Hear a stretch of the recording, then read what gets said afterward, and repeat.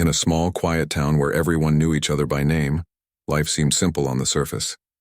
But beneath the calm exterior lay simmering tensions rooted in years of division and prejudice. The town had its share of problems, but none as glaring as the growing distrust between law enforcement and certain members of the community. Among the officers tasked with keeping the peace was Linda Grayson, a woman whose reputation preceded her. She wasn't just known for wearing the badge. She was infamous for her sharp tongue, controlling nature, and an attitude that often bordered on hostility, especially when dealing with people who didn't look like her. Linda had been on the force for over a decade, but instead of earning respect through fairness, she relied on intimidation to assert authority. To many residents, particularly those from minority communities, she represented everything wrong with the system. Stories about her harsh treatment during routine stops or unnecessary searches were whispered among friends and family.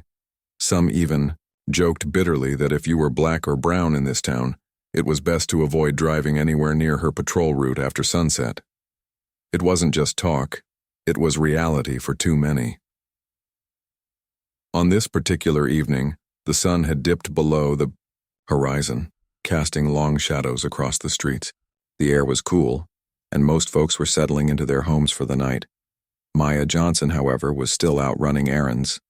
A dedicated teacher at the local high school and a beloved figure in the community, Maya was known for her kindness and determination to make a difference. She spent her days inspiring students and her evenings volunteering at community events. Tonight, though, all she wanted was to get home to her 8-year-old son, Jamal, who was eagerly waiting for her to help him finish his science project.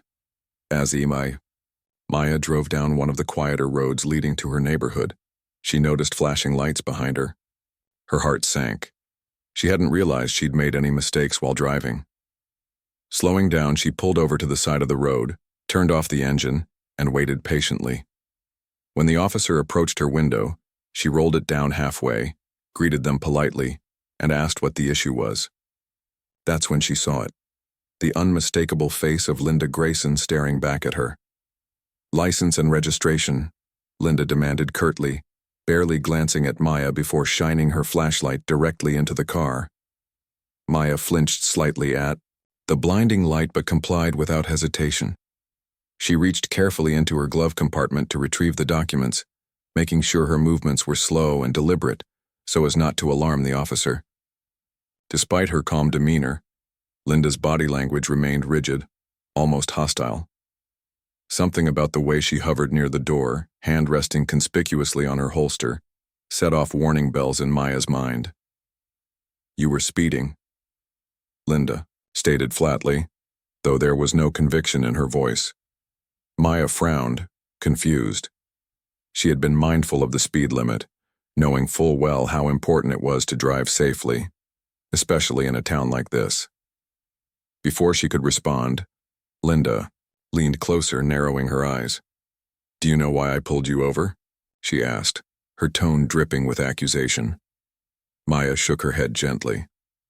"No, ma'am, I don't.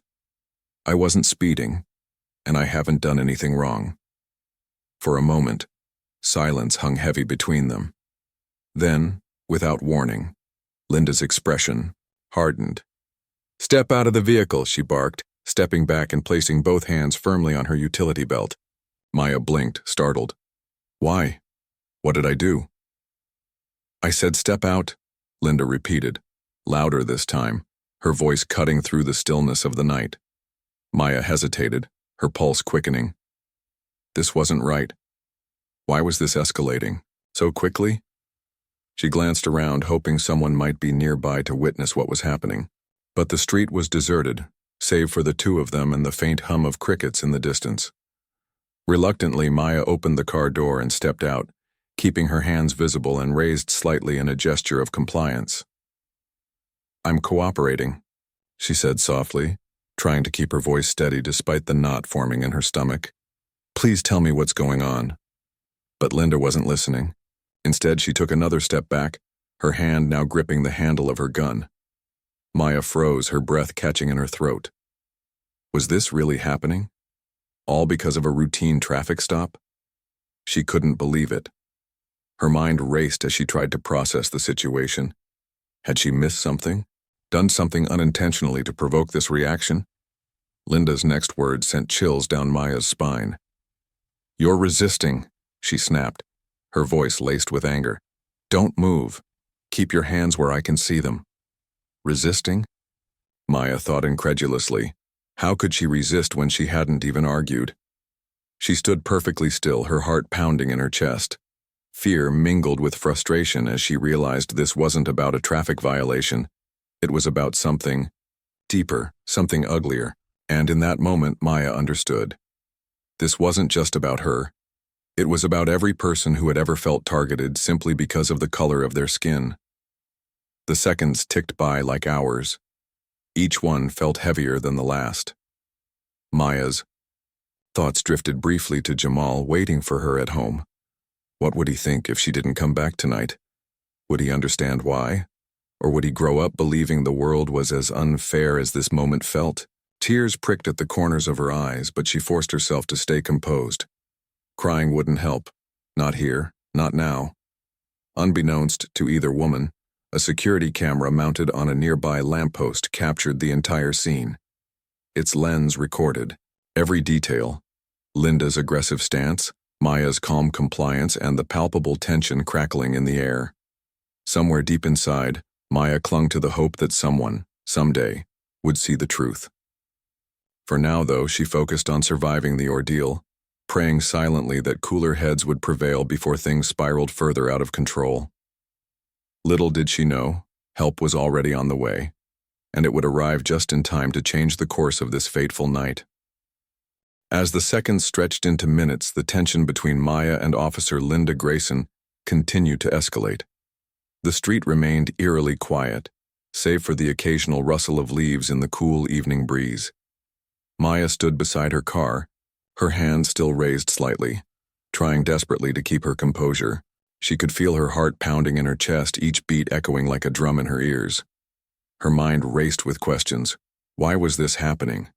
What had she done to deserve this treatment? But above all, she feared what might happen next. Linda, on the other hand, seemed to grow more agitated with every passing moment. Her grip on her gun tightened as she paced back and forth, her eyes darting nervously between Maya and the surrounding area. It was clear that something deeper than a routine traffic stop was driving her behavior. Perhaps it was fear. Fear of being questioned, fear of losing control, or maybe even fear of the growing crowd she hadn't yet noticed gathering nearby. Whatever the reason, her actions were becoming increasingly irrational. Unbeknownst to both women, word of the confrontation had begun to spread through the neighborhood. A couple walking their dog had stumbled upon the scene and quickly pulled out their phones to record what was unfolding. Soon others joined them, neighbors curious about the flashing lights, passers-by drawn by the commotion, and even some who recognized Maya's car. They kept their distance, not wanting to provoke Linda further, but their presence was undeniable. Phones glowed in the darkness as videos rolled, capturing every detail of the tense standoff. Maya caught glimpses of movement in her peripheral vision, but didn't dare turn her head. She knew better than to make any sudden moves under these circumstances. Instead, she focused on speaking calmly, hoping to defuse the situation.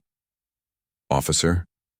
she said softly, her voice steady despite the storm raging inside her. "I'm cooperating, fully. I haven't done anything wrong. Can we please resolve this peacefully?" But Linda wasn't listening. If anything, Maya's calm demeanor seemed to unnerve her even more. To Linda, it felt like defiance, a silent challenge to her authority. Her face flushed red and her breathing grew heavier. "Don't tell me how to do my job," she snapped, her voice rising sharply.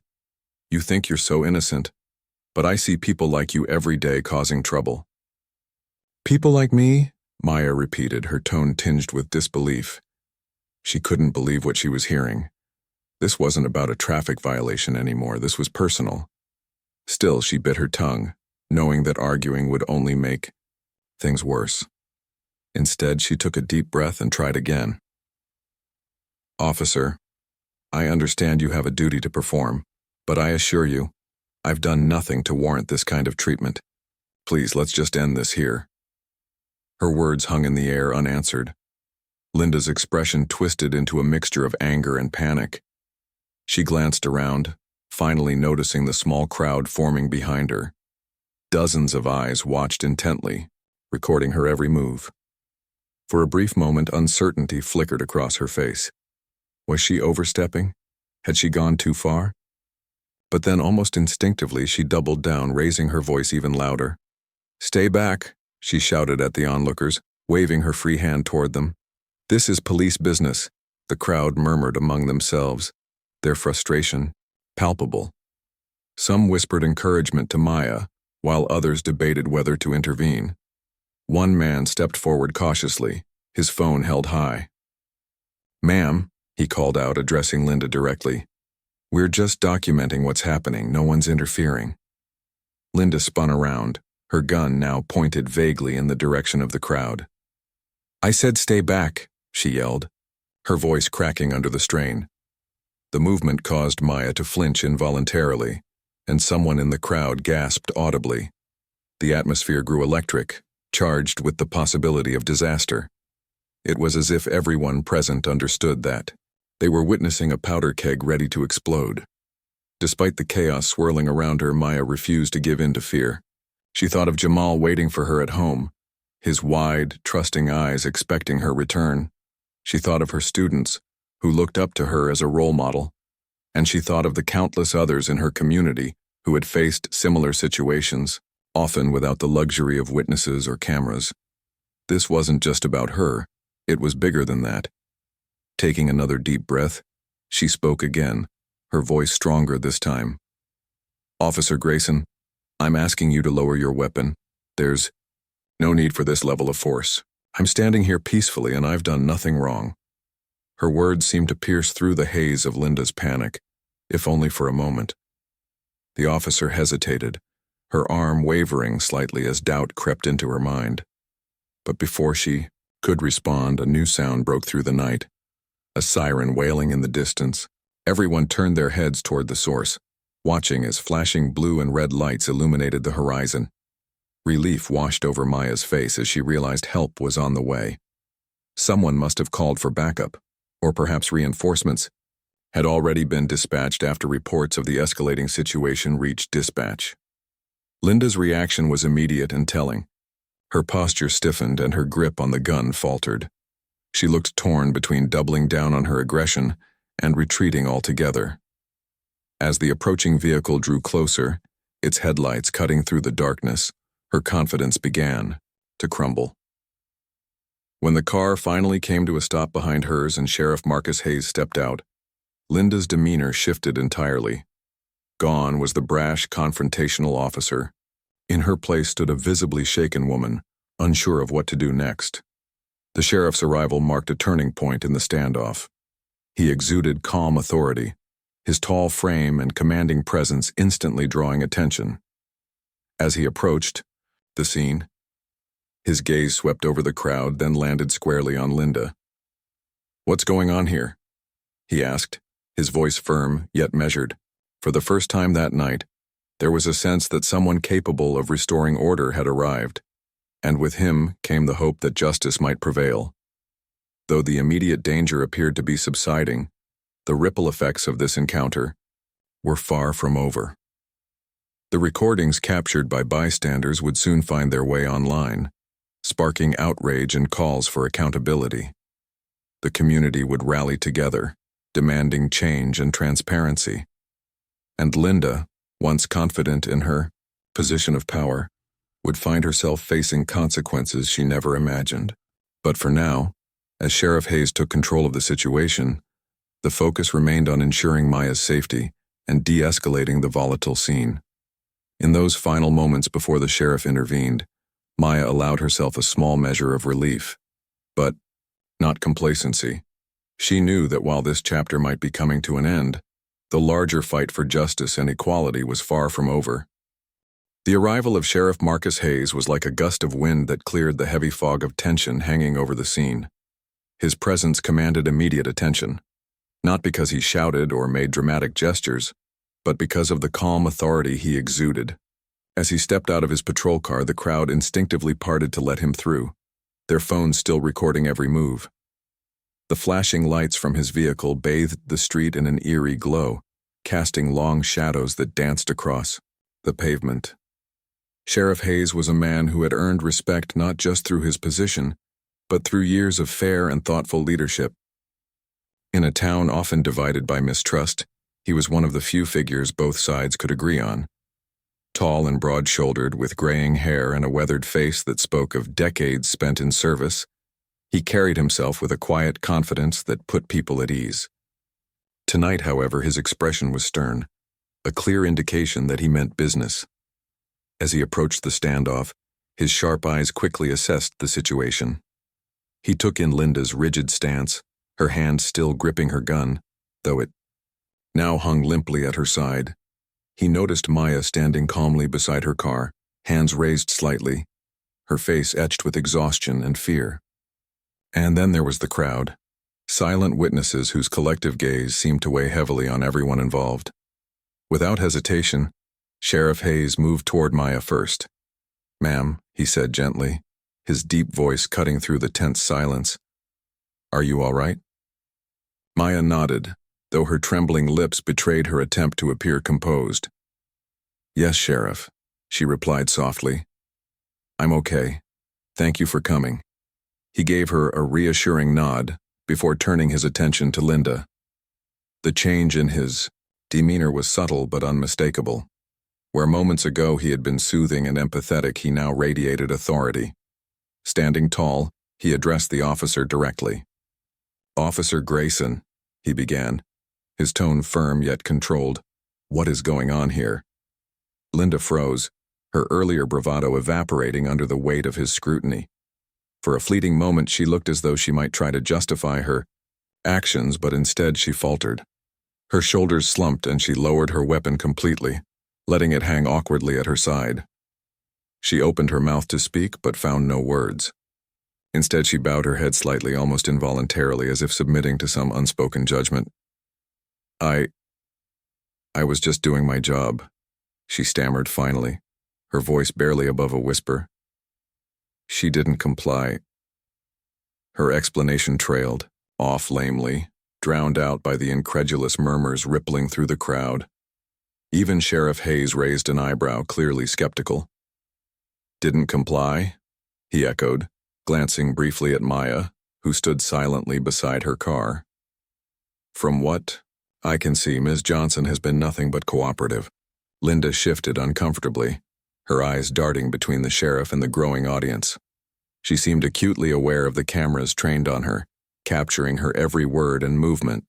Panic bubbled beneath the surface, evident in the way her fingers twitched nervously against the holster of her gun. It was as though she suddenly realized the magnitude of what she had done, and the consequences that would inevitably follow. Sheriff Hayes wasted no time taking control of the situation. With a curt gesture, he instructed Linda to holster her weapon and step aside. "That's enough," he said firmly, leaving no room for argument. "You're done here. Go wait by your vehicle until I've sorted this out." For a moment, it looked as though Linda might protest. Her jaw clenched and her chest rose and fell rapidly with each labored breath. But whatever defiance lingered within her quickly dissolved under the sheriff's unwavering gaze. Muttering something unintelligible, she shuffled back toward her patrol car, her head still bowed. The transformation was startling. Gone was the aggressive, domineering officer who had drawn her weapon moments earlier. In her place stood a woman visibly shaken, humiliated and stripped of the power she had wielded so recklessly. With Linda out of the way, Sheriff Hayes turned his full attention to Maya. He placed a reassuring hand on her shoulder, his touch light, but grounding. "Ms. Johnson," he said kindly, "I want to apologize for what you've been through tonight. This shouldn't have happened. You've done nothing wrong." Tears welled up in Maya's eyes, though she blinked them away quickly. She appreciated the sentiment, but she also knew that apologies wouldn't undo the trauma of the past hour. Still, she managed a small smile. "Thank you, Sheriff," she replied. "I just want to go home to my son." "I understand," he said, nodding solemnly. "Let me make sure everything is settled here, and then you'll be free to leave. Your safety is my priority right now." While Sheriff Hayes escorted Maya back to her car, the crowd began to stir. Some people cheered softly while others exchanged knowing looks. Phones were lowered, but the recordings continued, ensuring that the truth of what had transpired would not be forgotten. A few individuals approached Maya cautiously, offering words of support and solidarity. One elderly woman even reached out to squeeze Maya's hand, her own eyes glistening with tears. "We're with you," she whispered. "You're not alone." Meanwhile, Linda sat slumped in her patrol car, staring blankly ahead as the reality of her actions sank in. She had always prided herself on being tough, on enforcing the law without compromise. But now, faced with the prospect of accountability, she felt exposed and vulnerable.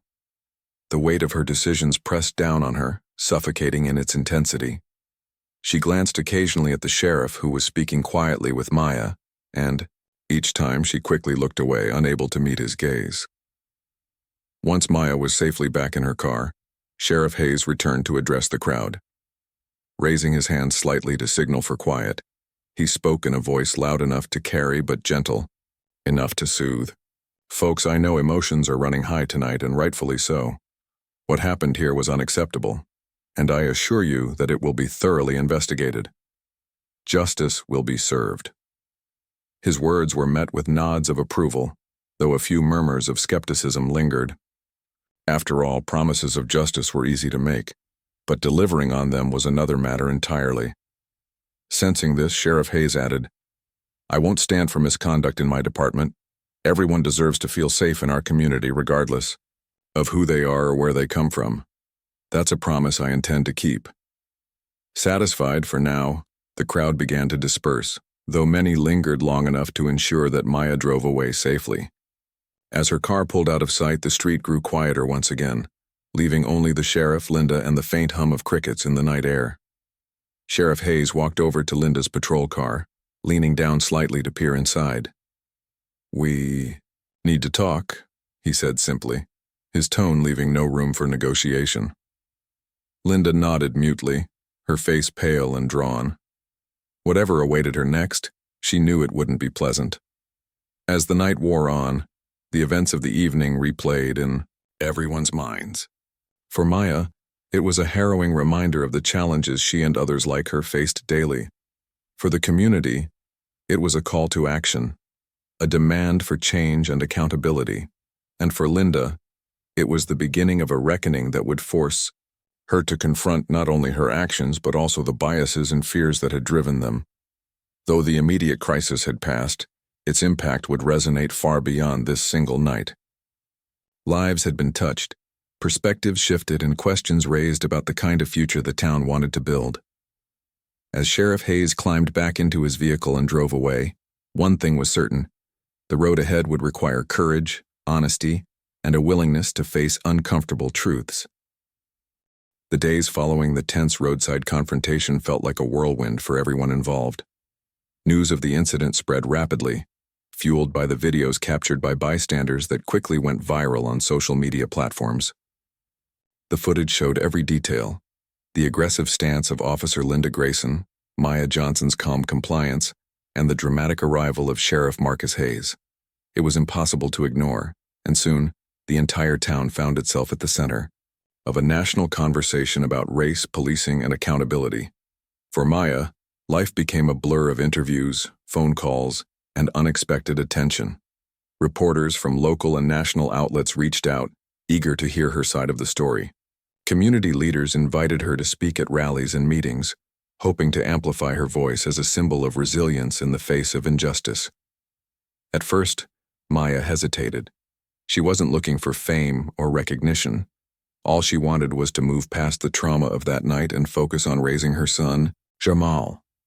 But as messages of support poured in, not just from neighbors but from strangers across the country, she realized that her experience had struck a chord with countless others who had faced similar situations. Reluctantly, she agreed to share her story, not for herself but for those who might find strength in her courage. Meanwhile, Linda Grayson's world unraveled completely. Suspended without pay pending an internal investigation, she retreated into isolation, avoiding public spaces and even familiar faces. Rumors swirled about her behavior during the traffic stop, and her name became synonymous with misconduct in the eyes of many. Former colleagues distanced themselves, unwilling to associate with someone whose actions had brought so much negative attention to the department. Even her family struggled to defend her, torn between loyalty and disbelief over what they had seen in the videos. The internal investigation was swift and thorough. Investigators reviewed the security camera footage, witness testimonies, and the recordings taken by members of the community. They also examined Linda's disciplinary history, uncovering a pattern of complaints filed against her by minority residents over the years. What emerged was a damning portrait of an officer whose biases had gone unchecked for far too long. When the findings were presented to the police chief and other higher-ups, there was little debate about the appropriate course of action. Linda Grayson was terminated from the force, effective immediately. But the fallout didn't stop there. Public outrage demanded more than just termination. It called for legal consequences.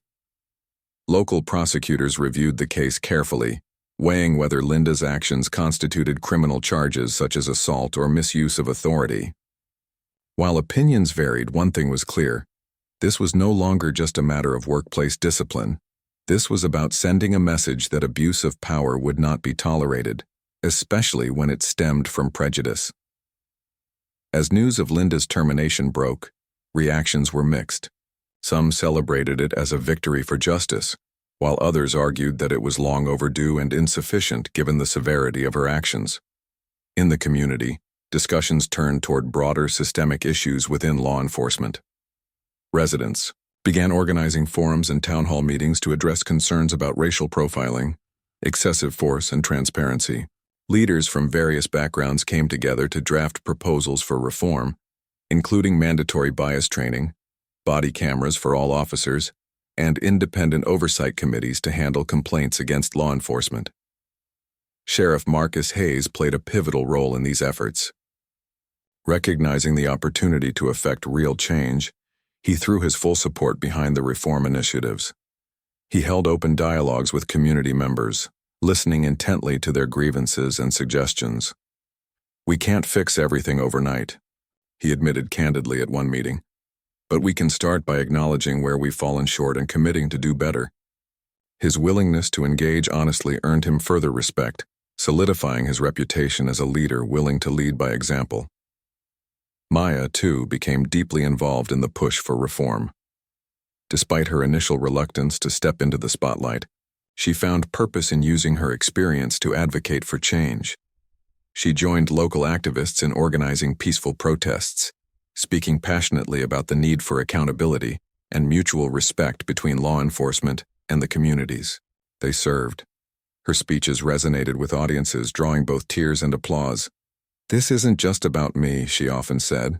"It's about every person who has ever felt unsafe because of the color of their skin. We deserve better." Her words inspired others to join the movement, including young people who had never considered activism before. Students from Maya's high school started organizing walkouts and awareness campaigns, determined to keep the momentum going. Parents attended meetings alongside their children, united in their desire for a safer, fairer future. Even businesses in the area pledged support, offering resources and funding for programs aimed at fostering trust between residents and police. Amidst all the activity, Maya made sure to carve out time for herself and Jamal. The emotional toll of reliving that night repeatedly was undeniable, and she knew she needed moments of peace to recharge. She leaned on close friends and family, finding comfort in their unwavering support. Jamal, though confused by the sudden attention directed at his mother, seemed proud of her bravery. "You're like a superhero," he told her one evening. As they worked on his science project together, Maya smiled softly, hugging him tightly. If nothing else, she hoped her efforts would create a world where her son wouldn't have to grow up fearing encounters with law enforcement. For Linda, the aftermath was a stark contrast. Stripped of her badge and ostracized by nearly everyone she knew, she spent her days grappling with guilt and shame. Friends stopped calling and acquaintances avoided her at the grocery store. The few who reached out did so cautiously, unsure of what to say. At night, she replayed the events of that fateful evening in her mind, haunted by the image of Maya standing calmly despite her aggression. Had she truly believed Maya posed a threat? Or had her own prejudices clouded her judgment? These questions gnawed at her, leaving her sleepless and restless. Legal proceedings loomed large on the horizon, adding another layer of uncertainty to Linda's already precarious situation. Facing potential charges, she hired a lawyer who advised her to cooperate fully with investigators. Publicly, she issued a brief apology, acknowledging that her actions had been wrong and expressing regret for the harm caused. However, many viewed the statement as insincere, seeing it as an attempt to mitigate punishment rather than a genuine acknowledgement of wrongdoing. For some, forgiveness felt impossible. For others, it remained a distant possibility contingent on meaningful accountability. As weeks turned into months, the ripple effects of that single night continued to shape the town. Conversations that once simmered beneath the surface now took place openly, challenging old assumptions and fostering new understanding. While progress was slow and imperfect, there was a palpable sense of hope, a belief that change, however difficult, was possible. And at the heart of it all stood Maya Johnson, a woman whose quiet strength had ignited a movement and reminded everyone of the power of grace under pressure. Though the journey ahead promised challenges, one truth remained clear. The events of that evening had changed the town forever. Lives had been altered, perspectives shifted, and foundations laid for a brighter, more equitable future. As Maya tucked Jamal into bed one night, she whispered a silent prayer of gratitude for survival, for solidarity, and for the courage to keep fighting for what was right. The weeks that followed the incident transformed the small town in ways no one could have anticipated. What had started as a single, harrowing encounter between Maya Johnson and Officer Linda Grayson blossomed into a community-wide movement for justice and reform. The energy was electric, fueled by anger, hope, and an unshakable determination to see real change. For many residents, this wasn't just about holding one officer accountable. It was about dismantling decades of systemic inequities that had long gone unaddressed. Maya became the face of the movement, not because she sought the spotlight, but because her story resonated deeply with so many people. Her calm demeanor during the traffic stop, juxtaposed with Linda's aggressive behavior, made her a symbol of resilience and grace under pressure. Every time she spoke at a rally or meeting, her words carried weight, not just because of what she had endured, but because of how she framed the issue. She didn't focus solely on blame or punishment. Instead, she emphasized healing, understanding, and building bridges. "We can't rewrite the past," she often said, "but we can choose to create a future where everyone feels safe and valued." Her message struck a chord, inspiring others to take action. Local activists organized marches, drawing hundreds of participants who marched peacefully through the streets, carrying signs with slogans like "Justice over fear" and "Accountability saves lives." Students from the high school, inspired by Maya's courage, began hosting workshops to educate their peers about racial bias and privilege. Even businesses joined in, offering discounts to customers who attended community meetings or donating portions of their profits to organizations working toward police reform. At the heart of the movement was collaboration between residents, leaders, and law enforcement officials willing to listen. Sheriff Marcus Hayes played a crucial role in fostering these conversations. He opened up the doors of the police department, inviting community members to tour the facility and meet officers in a more informal setting. These interactions were initially awkward, with both sides wary of each other, but over time they began to break down barriers. Residents shared their fears and frustrations, while officers explained the challenges they faced on the job. It wasn't always easy, and there were moments of tension, but progress was undeniable. One particularly memorable meeting took place in the town hall, packed with people eager to voice their opinions. Maya sat at the front of the room alongside Sheriff Hayes and several city council members. As speaker after speaker stepped up to the microphone, emotions ran high. Some recounted personal experiences of discrimination at the hands of law enforcement, their voices trembling with emotion. Others expressed gratitude for officers who had gone above and beyond to protect them. Through it all, Maya listened intently, nodding occasionally and jotting notes in a small notebook she kept with her. When it was her turn to speak, the room fell silent. Maya took a deep breath before addressing the crowd. "This isn't about pointing fingers or assigning guilt," she began, her voice steady yet warm. "It's about acknowledging that we have work to do. Together. We need accountability, yes, but we also need compassion. We need systems that reflect our values as a community, and most importantly, we need trust." Her words earned a standing ovation, with even some skeptics rising to their feet. In that moment, it felt as though the entire room was united. Not just in outrage over what had happened, but in a shared vision for a better tomorrow. While the community rallied around reform efforts, Linda Grayson remained largely absent from public view. Her legal troubles continued to unfold behind closed doors, with prosecutors weighing whether to file criminal charges against her.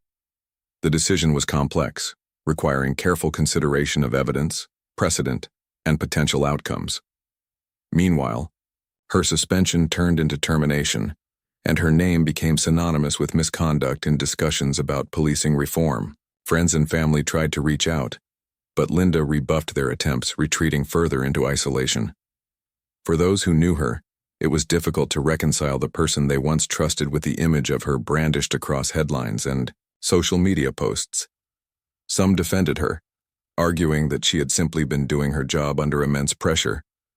Others acknowledged her mistakes, but questioned whether she deserved to bear the full brunt of the community's anger. "She's human," one former colleague remarked quietly. "Humans make mistakes. But does that excuse what she did?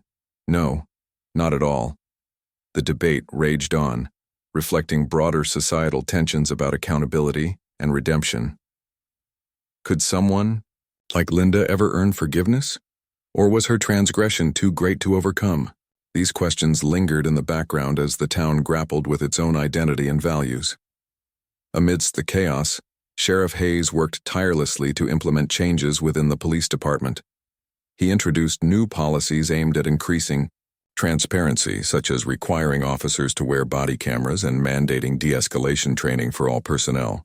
He also established an independent oversight committee tasked with reviewing complaints against law enforcement, a move that drew widespread praise from residents.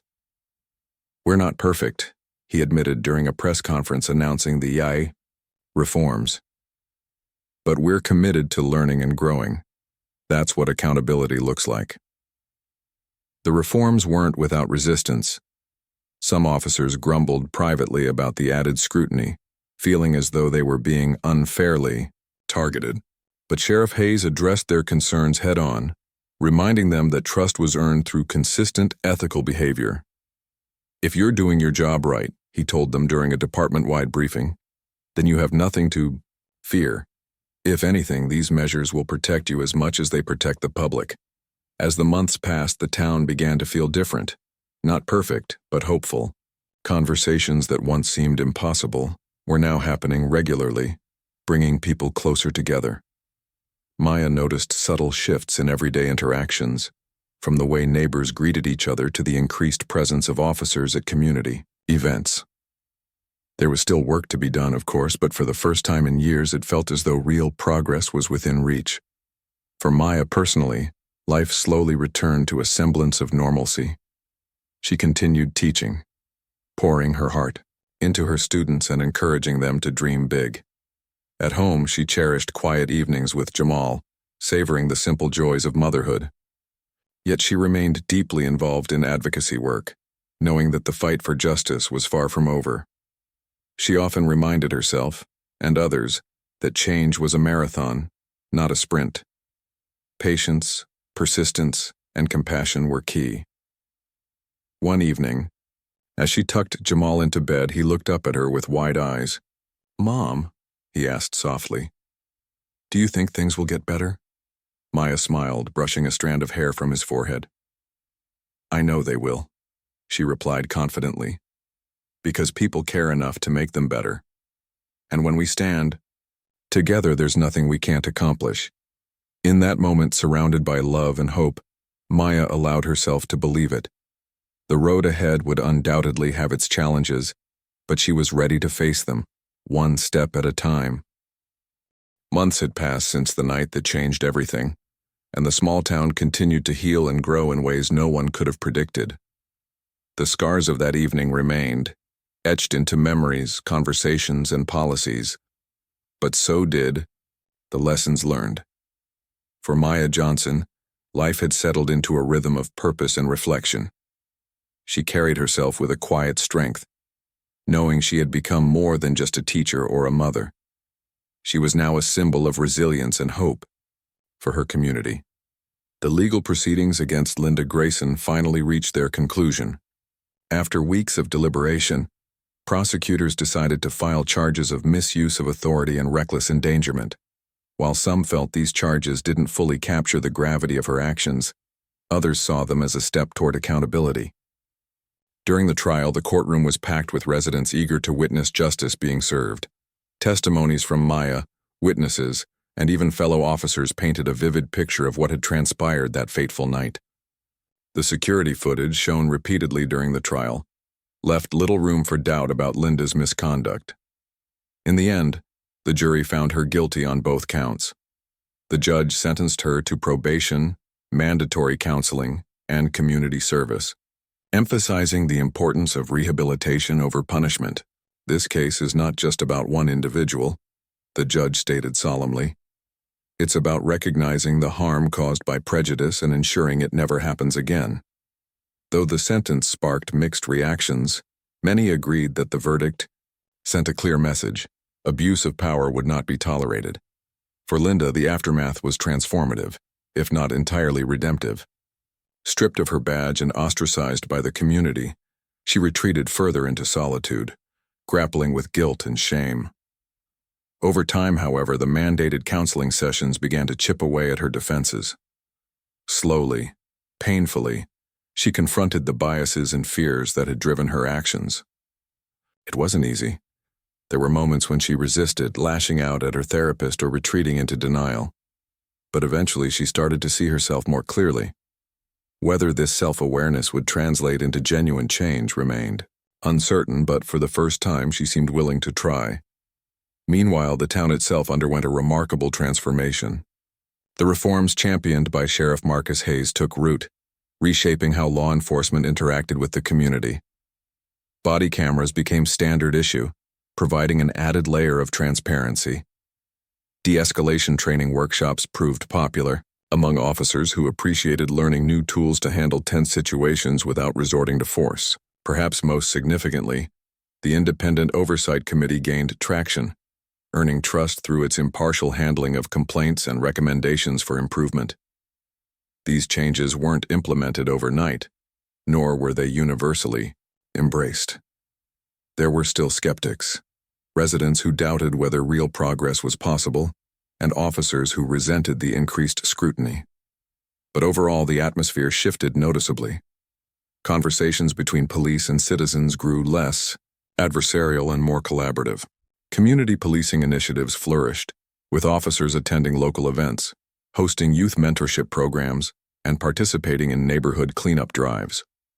Trust, once fractured, began to rebuild, one interaction at a time. Maya played a pivotal role in nurturing this newfound sense of unity. She worked closely with Sheriff Hayes and other leaders to design programs aimed at fostering mutual respect. One initiative, called Bridging the Gap, paired officers with community members for monthly dialogues. These sessions provided a safe space for sharing experiences, addressing concerns, and finding common ground. At first, participants approached each other cautiously, unsure of what to expect. But over time, walls crumbled, replaced by understanding and empathy. Maya often facilitated these discussions, her calming presence helping to ease tensions and encourage open communication. Her advocacy extended beyond the town's borders as well. Invitations poured in from neighboring cities and organizations, eager to learn from her journey. Maya traveled frequently, delivering keynote speeches at conferences and leading workshops on racial equity and restorative justice. Her message remained consistent. Change begins with listening. We can't fix problems we refuse to acknowledge, she would say, but when we come together, truly together, We can create solutions that benefit everyone. Despite her growing influence, Maya never lost sight of what mattered most: her family. Jamal thrived under her care, excelling in school and developing a keen interest in social issues thanks to his mother's example. On weekends, they volunteered together at food banks and shelters, instilling in him the value of giving back. Maya cherished these moments, knowing that raising a compassionate, thoughtful child was one of the greatest contributions she could make to the world. As the months turned into years, the memory of that tense roadside confrontation faded somewhat. But its impact endured. The town emerged stronger, more united, and better equipped to face future challenges. Residents looked back on that period not with bitterness but with pride, recognizing it as a turning point that forced them to confront uncomfortable truths and strive for something better. Sheriff Hayes retired a few years later, leaving behind a legacy of fairness and integrity. His successor, a young woman named Danielle Rivera, vowed to continue building on the foundation he had laid. Under her leadership, the department expanded its outreach efforts, partnering with schools, businesses, and nonprofits to promote safety and inclusivity. Crime rates dropped, and surveys showed a significant increase in public satisfaction with law enforcement, a testament to the power of collaboration and accountability. Linda Grayson eventually moved away, seeking anonymity in a larger city where her past wouldn't define her. Reports suggested she found work as a counselor, using her experiences to help others navigate their struggles. Whether she ever truly reconciled with her actions remained unknown, but her story served as a cautionary tale about the dangers of unchecked bias and the importance of personal growth. For Maya, the journey was far from over. She continued teaching, advocating, and inspiring those around her. Her son, now a teenager, often joked that she was the busiest person in town, but he said it with admiration. Together they dreamed of a future where equality wasn't just an ideal but a reality, a vision they worked tirelessly to bring closer every day. On a crisp autumn evening, Maya stood on the porch of her home, watching as the sun dipped below the horizon. The sky blazed with hues of orange and pink, casting a warm glow over the neighborhood. Jamal sat nearby, sketching in his notebook, while the sounds of laughter drifted from nearby houses. Life wasn't perfect. It never would be. But it was good. And in that moment, Maya felt a profound sense of gratitude. She thought back to the night that had set everything in motion, the fear, the anger, the uncertainty, and marveled at how far they had come. That single incident had ignited a chain reaction, sparking conversations, inspiring action, and ultimately transforming an entire community. It was proof that even in the darkest moments, there was potential for light, if people were brave enough to seek it. As the stars began to twinkle overhead, Maya whispered a silent thank you to herself, to her supporters, and to the countless individuals who had joined forces to create a brighter future. Change wasn't easy, and it certainly wasn't quick, but it was possible. And as long as hearts remained open and minds stayed curious, there was no limit to what could be achieved.